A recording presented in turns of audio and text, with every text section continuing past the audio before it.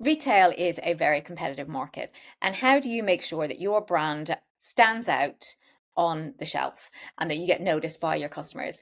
That is something that I am going to be chatting to Claudia today, who is my guest. And Claudia is the founder of Freckle Studio, packaging, branding, design company that helps particularly small to medium-sized businesses. But Claudia, thank you so much for joining me today. Thank you so much for having me. So you are the founder of Freckle Studio. Explain to people who you are and what Freckle does. Yeah, well, I am a brand and packaging designer. Actually, initially started my career in marketing. My first job out of university was working for Julian Metcalf, the founder of Pret and Itsu. But after a few years, I kind of felt like I wasn't really creatively fulfilled. So I retrained as a designer and I started freelancing, continuing to work for early stage CPG brands, which is an industry and stage of business I just really, really love. And from working within these businesses, which were quite a lot of them were at that very early stage, I saw that when it came to the design support, they were generally working with either freelancers who could be a little unreliable or didn't have capacity, or larger, more expensive agencies that weren't really able to provide the ongoing support just because there wasn't the budget there. So 3 years ago, I started Freckle Design, and as you say, we're a boutique design studio specializing in branding, packaging, and Shopify design. And the idea for us is to really hit that sweet spot of quality, reliability, and affordability to help those early stage CPG brands really punch above their weight and launch and grow with real confidence. And now we work with a number of really wonderful clients, from total startups to those that are a bit more well known. And it's it's a real joy. And would you said CPG there, so consumer packaged goods, yeah? So explain what that would be. Anything essentially that is a packaged product, Yeah, yeah? anything that you're kind of picking up off a shelf. So it tends to be a lot of food and drink, but there's also, we've worked with health and wellness and like just generally lifestyle brands before. So yeah, anything that you're anything that's packaged and you're picking up off a shelf, basically. And if we kind of start at your real checklist of how founders can get their brands to stand out from a packaging point of view and what should be their considerations. I think for me that the main role of packaging, other than to protect what's inside, is clarity. The main thing is what is on the inside. That's what you've got to communicate with the customer. So that's the main thing I would say is that clarity piece.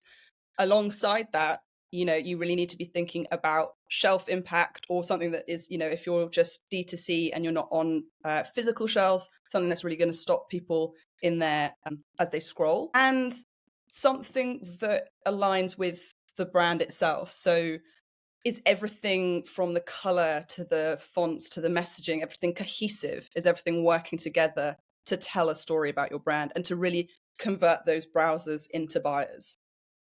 And what would be, if you were starting on a packaging project and you were looking at it, what would be, how would you do that? What are you looking at? So we first make sure that we have the kind of strategic foundations. So what is this brand all about? What's its personality? Who is it talking to? Who is it sitting up against on the shelf? Who are the competitors?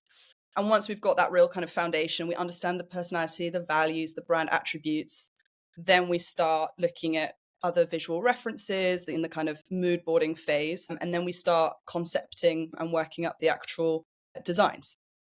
And what are your tips for brands to stand out? So I think it's a little bit of a mix of, if you're in a particular category, so toothpaste, for example, you need to tell people, you need to kind of play by the rules enough so that people know what you are, but then break them enough so that you are disrupting visually and getting people's attention. So taking the example of toothpaste, there are certain category cues that signal this is dental care. So whether it is a kind of quite clean sans serif font or a pastel sort of minty blue or green, the actual structure itself being typically in a tube, these are all things that signal to the consumer, this is a toothpaste. So having enough of those that you're not confusing people, but then having something that you're adding a little bit of disruption to. So whether that is the structure itself, or whether it's the colors or the fonts or the messaging or just the general kind of graphics. And so I think it's about that age old quote. I'm not going to forget the quote now, but knowing the rules to break the rules. I think is the best way to stand out, but in a kind of measured way that is not alienating consumers and not confusing them. And what are some of the common mistakes that you see people doing with their packaging? Oh, so there are a few. I would say there are some that I think we've moved past, like dodgy photography or like really dated photography. I think that's one that you don't see as much anymore. I would say not using the space as much as they could. So often you'll see a really lovely front of pack, but then the sides and the back are completely ignored. And actually, it's really valuable real estate. You have to see it as a whole canvas and use every available inch of that canvas to really convey something about who you are as a brand and why people should care about you. And that's not to say it should be cluttered. Yeah. I think it's obviously a fine balance. I think often when I work with founders, they are so passionate about their product and they've spent so long developing it and fine-tuning it that they end up with all of these amazing USPs and product claims and product benefits, and they want to put them all on the front. And so it's my job to say, actually, what are the priorities here? What do people really care about? What's going to kind of move the needle for your business? And work out the hierarchy of the messaging. So I think wanting to do too much, wanting to have too much and make it too busy and cluttered is one mistake. The opposite side of the spectrum would be to not maximize the space enough. Yeah. And I also think not having enough of a sense of who you are as a brand can lead to some quite bland designs. And I think when people have a really good grounding in their personality, that leads to really interesting and effective brands when it comes to the packaging design. And in terms of the real estate of packaging, I know we're getting a bit into the detail now, but what are the things that you would say, right, that definitely needs to be on front of pack? They can be on the side of pack. They can be on the back of pack. Like, you probably have a structure in terms of when you're thinking or you're working with a brand. It's like, what's the most important to be on the front? Is the side more important than the back? Obviously, the front's really the most important, but is the side more important than the back of it? I mean, to some extent, it depends on the actual structure of the box. Well, it might not even be a box. It might be a pouch which doesn't have sides. It might be, a tube, which are sort of quite hellish to design. I would say that you really just want your key information on the front. So obviously your logo, your product name, and potentially a bit of a description, particularly if it's not clear what the product is, or if it's a new product that needs a bit of education. And then maybe 3 or 4 icons. If it's particularly important that you're saying it's gluten-free because that's one of your USPs, of course, whack that on the front. Or if your whole product is around protein, put the amount of the grams of protein on the front. I think it's working out what is the thing that people are buying your brand for and making sure that those messages are on the front. And I would also say that this doesn't all need to be copy or text. I think one other mistake I see people make is the kind of show don't tell. If something, rather than saying something is delicious, show it. That could be really beautiful photography or really enticing illustration, or it could be just the type of font that you use. Rather than saying natural or artisan or handmade, you can show that through the fonts, colors, and all the design assets that you use. And from a color point of view, there's certain things, and you mentioned it there in terms of for the toothpaste and the color association that people have. How important is it to stay within that? It's a really interesting one. I think it comes down to, again, that kind of like disrupting a bit, but not going too crazy. I do think you need to look at who you'll be sitting next to and making sure that you have some kind of visual distinction from them, and how you need to also consider how you're looking as a range. So you might just be launching with one product, but if you have plans to launch a range, how do they look together? And a really strong brand block can be incredibly effective visually to see on a shelf. So I think, color is obviously incredibly important. And that the psychology of color is definitely an super important when it comes to, shopping behavior and psychology. And I think there are obviously some, the kind of associations that would come to mind. So orange being lively, blue being trustworthy. There are associations with every different color. And so I think it's about really, again, trying to work out, what do you want people to feel? What is the main emotion you want to evoke? And it always comes back to that. If you want people to feel really uplifted and really joyful, then maybe go for a brighter palette. If you want people to feel calmer and more zen, maybe go for a more muted palette. So it's sort of working out what you're about, what your competitors are doing, and broadly working within color psychology to come up with a palette. From a brand personality point of view, what are the questions that founders should be asking themselves to help them get to that, what their brand personality is? I love working out sort of brand personalities with founders. I think the main thing that I encourage people to do is to really see your brand as a person, and to see your brand as a 3D entity that is a kind of living, breathing thing that evolves and changes. I think gone are the days of these very rigid, consistent brands, and actually we're moving more to things that feel a little bit more alive and can engage with people on a kind of more human level. So I think, with that in mind, trying to ask questions that you would ask kind of any human. So thinking about what their characteristics are like. Are they bold and dynamic, or are they more serene? Are they whimsical? Are they, trying to work up a bit of a bank of adjectives to pinpoint the character? And then looking at, values. What does your brand really stand for? That's obviously becoming more and more of a kind of non-negotiable when it comes to brands. You have to have something that you're standing for and that you're communicating to people about. So really working out those values and going beyond things that everyone should be striving for as a baseline, like authentic or integrity. You have to dig deep, and work out what your fundamental core driving principles are, how that expresses itself, and then from there you can say, okay, well, this feels like this is a very jolly brand, so let's give it a jolly font and a jolly color palette. So it kind of all stems from that personality. And this is a bit of a random question. Just I'm curious in terms of, are you seeing more?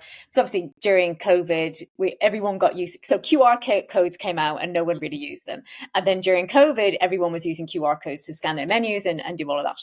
Are you seeing more QR codes being used on packaging now and back of pack? Yeah, definitely. I mean, I definitely thought the QR code was never going to catch on back when it was, pre-COVID times. And people would always want to put one on, and I was like, don't bother, no one will scan it. But people are much more familiar with them now, and they're much more used to scanning them. I still think a lot of them are still quite useless and a bit redundant. I think if you do have one, you need to give people a reason to scan it. So, whether that is an incentive, some kind of competition, or something that actually gives people a bit more of a motivation to scan it, rather than just scan here to find out more, Yeah. which it feels a little bit sort of lame. It's quite good maybe to, like, if you're linking it to reviews or the Yeah, ingredients, or depending, because I think particularly say with skincare and beauty, or or any, in terms of from a review point of view and getting that trust, I think it's quite good if you're linking it, if you want to link it to a page of testimonials or reviews, or how to use or something. absolutely. I think that's a super smart way of doing it. Because it's so immediate. People have it in their hands that they're never going to be more engaged. So trying to kind of capitalize on that, I think, is smart. And I also think, if you're dealing with a very small surface area, in that instance, you can link it out to provide more information. And I think if you do a good job on the product, if you do a good job on the rest of the design, there's every chance that people will be curious to find out more and go to your website. And I think trying to maybe either, like you say, whether it's the competition or a quiz or something, so that you can get, if you're stocked on retailers' shelves, for you to try and get that data or that customer on your website, for future orders, and bringing them in that way and to get them on your email list. From a trends point of view, what do you see coming through and what is dying off? So, as I was saying, I think that the kind of the I don't think there's space anymore to be bland. I think we're seeing a lot more unexpected and kind of disruptive looks, and things that just feel a little bit more expressive. So we're seeing kind of more typography that is maybe mixed. You're mixing serifs and sans serifs. It's kind of, there's more expressive typography and some kind of really cool, unusual typefaces. There's kind of more clashing color palettes and things that kind of feel a bit more disruptive and expressive than before. I think I was recently reading an article about the death of the millennial brand, and they described the millennial brand as that very hyper aesthetic, just like pastel toned, safe fonts, nicely kind of brand, and that's kind of what that's kind of what I grew up with. So I like that aesthetic, but we are seeing more of a kind of Gen Z shift to things that feel a little bit more authentic and raw. And I think that's also because of AI. People kind of want things that feel a bit more human and a bit more lo-fi, rather than kind of perfected. So I think that is something that we're seeing, that kind of like anti-design aesthetic. Obviously, environmental concerns is again another non-negotiable now. So that trend is always increasingly on the rise, which is great. And then what else is there? There's kind of things that I think just come in and out. Like, we're seeing a lot of geometric structural designs in skincare at the moment, which is actually also kind of coming into food and drink as well. And, that's something that we're seeing a lot of at the moment, but who knows how long it will be around. But I would say the most general thing is kind of more a move to the kind of more chaotic look. You mentioned AI very lightly there. From how are you using AI, Mm. or are you in what you're doing? I should probably be using it more, to be totally truthful. I still kind of feel a bit flummoxed by it, and I know that I should be leveraging it more. And I obviously use like ChatGPT like everyone else, but when it comes to visuals and image generation, I think what I will start using it more for is more for sort of presentation purposes, and mock-ups that are kind of in situ, and I think it will sort of speed up and improve that side of things. But I should sort of engage with it a little bit more. But I always kind of tend towards the more sort of I like the craft side of it. I like sort of, we're working on something at the moment where it's like it's nice to actually have a hand-drawn element, Yes. that you can't really replicate on AI, or if you can, I just sort of wouldn't want to. So I'm being a bit of a old curmudgeon about it for the moment. But In terms of that beginning process, though, and helping it dig deeper into your brand personality, in terms of the prompts, you could probably ask it from that side of things of, yeah, the brand personality, or what colors might definitely. suit it, or, if you're putting in, oh, I'm this type of brand, I have this kind of personality. Can you help extend that more? Give me more adjectives around that, or Yes, what and color? I do use it for that. Yeah, Yeah. for sure. So once I've got a bit of an idea of a brand, which, because we start every project with a strategy call. Once I've digested all of that, I will pop it into AI and just kind of expand it. And it's so useful, obviously, for kind of coming up with things that you wouldn't have necessarily thought of, and sort of just bulking things out to give a more rounded understanding. So yeah, definitely for those types of things, it's more the image generation that I'm still like. For those people that are listening, and they have retail and wholesale as one of their, as a big goal for them, and they are packaged goods, it's so important to go to that retailer, see what else is on the shelf, how you're going to stand out as well. What services do you offer? Because like you said, you're a boutique agency, you help people at different stages. How can people work with you? So we have a number of core packages just to make things as simple for people as possible. So our entry level one is called the startup And the idea is that kind of provides the nuts and bolts of a brand and a packaging concept to get you off the ground. And that's really for people at the stage where they are looking for investment, or maybe they're started talking to retailers and they need, something concrete, something physical to really showcase what they are talking about, and something that looks professional and considered. And then we have a more comprehensive version of that, which is really for people who are like, I'm ready to launch. I need, everything from the initial strategy to my print ready artwork ready to send off to the printer. So that's our scale up package. And then we also offer Shopify setups. So we will sort of design your Shopify site and build that to reflect the brand that we've created, as well as I also do some sort of one-to-one consultancy. So just when people are needing a bit of a helping hand when it comes to the creative in their business, just jumping on a 90-minute call and really working out what's working, what's not working. And then finally, we provide studio days. So that's a kind of catch-all, if you've got a design to-do list a mile long, we can kind of smash Work through through it. that with that. Yeah. What about from a rebrand point of view? How often should brands be looking at tweaking or changing their branding? Good question. I don't think, it's there's never going to be an exact science to it. I think it very much depends on what, if it's a heritage brand, it might actually really not need very much tweaking at all, because it's so rooted in a design that speaks to a particular era. But there might be other brands, particularly I think, at an early stage, if you are on a bit of a shoestring budget, you might have done some quite DIY branding at the beginning. And so, when you have the funds to, I would always suggest, getting a professional in to actually take a look at it and see what's working. And it might not be that you have to throw the baby out with the bathwater. There could be some things that are working really well. But I think having a review process, at least once every year or 2 years, just to be like, okay, what's resonating with our customers? What touch points do we think are working?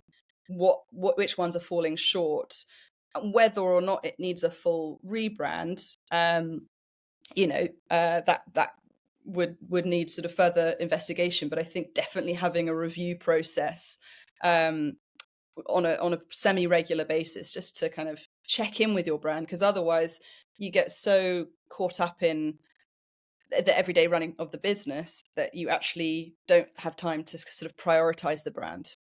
I think that as well, it's like as your brand grows, there might be some changes that you're having within your strategy or your customer, and it's making sure that your branding and your packaging is still aligned with that. Absolutely. Yeah, there are, I mean, I should have mentioned that there are milestones that necessitate that you look at your brand and see whether it is still working for you. If you are expanding your product range, if you are changing what you do entirely, if you have unlocked a new demographic or it's shifted in some way, then that definitely needs to take a look at. And I think, also trends are moving faster than they used to. So if you designed something that was quite trendy at the time, there's every chance that, within 2-3 years that starts to look a bit outdated. And which is why it's so important to start with personality, because that kind of future proofs you against the trend led look. Because otherwise, if you're just kind of scrolling through Pinterest and picking a kind of, a font that looks cute, in 2 years time, no one's going to be using that. And it will start to look a little bit like, Yeah, um, a little bit dated or not right. And I suppose as well, there's a worry that if you are quite distinct, obviously everyone wants to create something that's distinct, but if you're a leader in something or a category and it's like amazing packaging, you're going to then have people that are going to start imitating what yeah. you're doing in that same space. Yes, totally. And which is obviously like a really gutting feeling. But I think when innovation is at the heart of a business, they will find a way to kind of innovate no matter what. And the people who are just playing catch up will always be doing exactly that. So I think, yeah, I do think that it's obviously a sign of flattery, isn't it, when someone copies. And Claudia, where can people find you? They can find me. So our website is just actually relaunched under freckledesign.studio. So do excuse any teething problems there. We literally just like went live with it a week ago. So that's the website. And then on social media, I'm also freckledesign.studio. And LinkedIn, I think it's also freckledesign.studio. And is Instagram the best place for people to connect with you, or email? The Yes, I think it sort of depends what you use the most. Instagram, I've sort of neglected a little for the last 2 weeks, but LinkedIn is a little bit more consistent, I'd say. So if you're a LinkedIn, I would say head to Freckle Design. And we also have a resource that you can download for free on our website, which is basically, we call it a packaging playbook. And it's got lots of strategic insights, technical guidance, lots of kind of basically everything you need to know if you're new to the packaging game, to help you navigate it as a founder. That playbook, I downloaded it yesterday, is fantastic. It's really, really good. So if you're listening and you're looking at your packaging, or you already done your packaging, but you want to kind of a bit of a checklist to make sure you've got it all right, definitely have a look at that and download it, and have a look at the website as well. It's very, very beautiful. It looks great. I was Oh, looking thank you. at it on yesterday. But Claudia, thank you so much for joining me Thank and you for having sharing me. your tips and advice. And I will be back again next week with another great guest. Thank you so much, Nicole. Nice to chat.